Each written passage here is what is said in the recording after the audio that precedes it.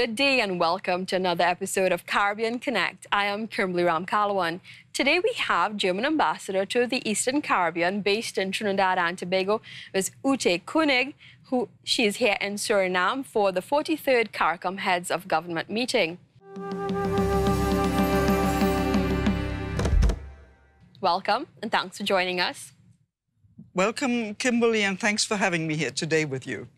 Tell me a bit about the significance of the German embassy being present in this year's meeting. Well, first of all, this is now the really first meeting we are having since the pandemic started, where the ambassadors to CARICOM were invited, so we are all making use of that opportunity to meet with the heads and the foreign ministers and the delegations, because we all understood that real personal contacts are vital also in diplomacy.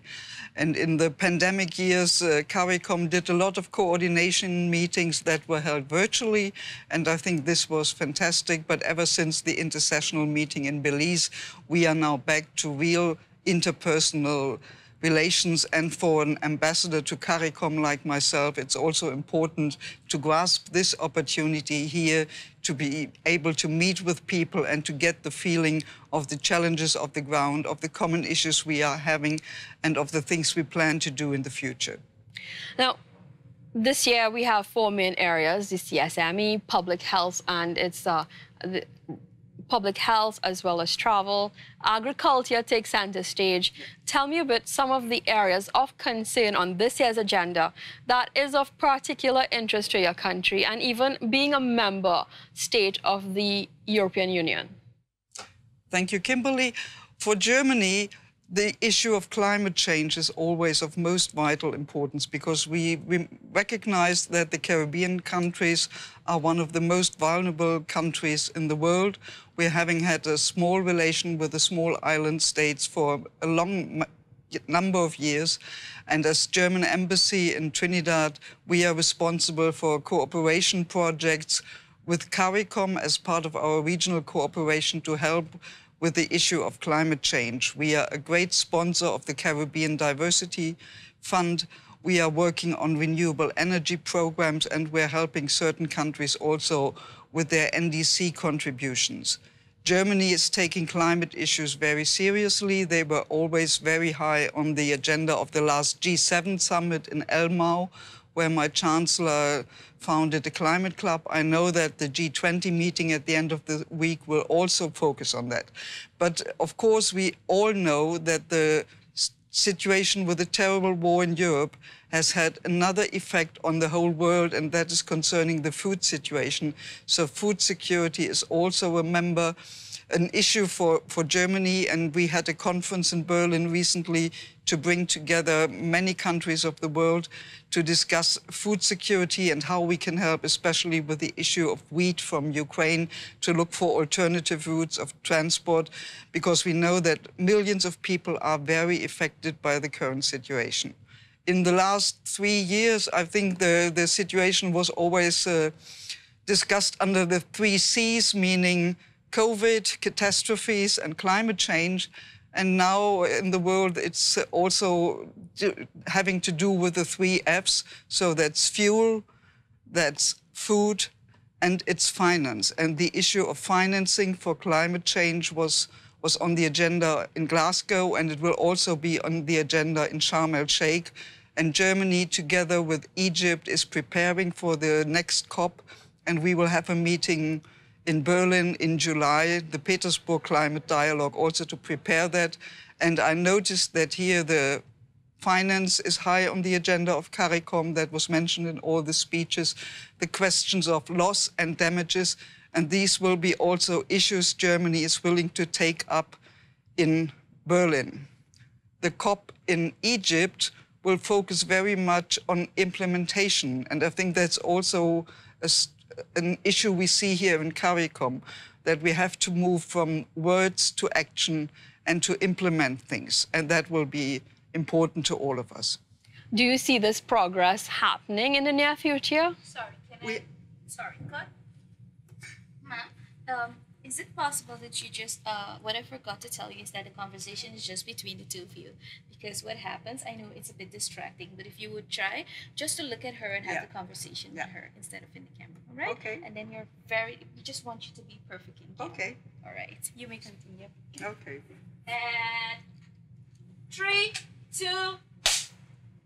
Tell me a bit about the progress that you've seen CARICOM states make towards these issues. Well, I think we saw it in a lot of the implementation. We have more projects, and we can see that, for example, certain countries are moving ahead. We see that they are, even if they are having now more hydrocarbon resources, and they are willing to explore that, like Guyana and Suriname, they are also taking very seriously their environmental responsibility, and that they are also looking at renewable energy, at hydropower. And Suriname, for example, is one of only 3 countries in the world that's carbon negative and has been very vocal about wanting to stay on that route. So we know that this will be of importance for all the world to keep the goals of Paris. And we recognize that the Caribbean has its ambition, but also has its financial needs.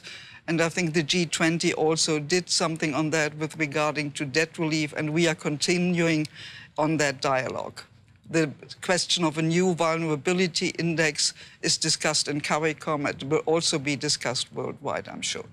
That's an interesting point, because more often, CARICOM states are often seen as being at a vulnerable state. And it's often seen as the bigger countries having a little more wielding power over the small island developing states and nations within our region. Is there anything you're... I don't have wielding powers. No, definitely, but it's often viewed that way. Yeah. You know, and is there... I know this year we've seen a lot of international attention being paid to our CARICOM states, especially at this meeting. We've had the UN Secretary General present. That says a lot. And tell me a bit about in ways in which you all are assisting and championing this message that needs to be heard.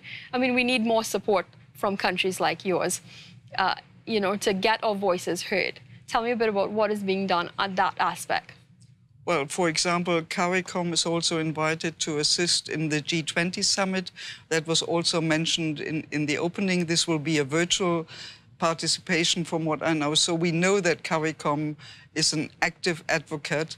And I can tell you that my German foreign minister is on her way to Bali, and she will continue to Palau, which is one of the small Pacific islands in the Pacific that are also forming members of the SID. So it shows that we're taking the situation of small island states very seriously, and we want to listen to their worries and to help them bring that into the international situation. We have also invited member states of CARICOM to assist in the Petersburg climate dialogue. So they will have their chance to put the Caribbean position in Berlin on the table and show their interest and their influence in the ongoing international discussions. And I've met several people here who are also yet planning to go to Sharm el-Sheikh, and we all hope that the raising ambitions we need to meet the Paris goals will go one step further in Egypt.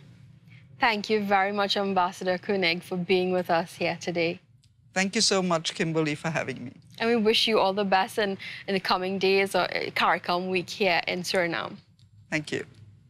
And thanks for watching another episode of Caribbean Connect.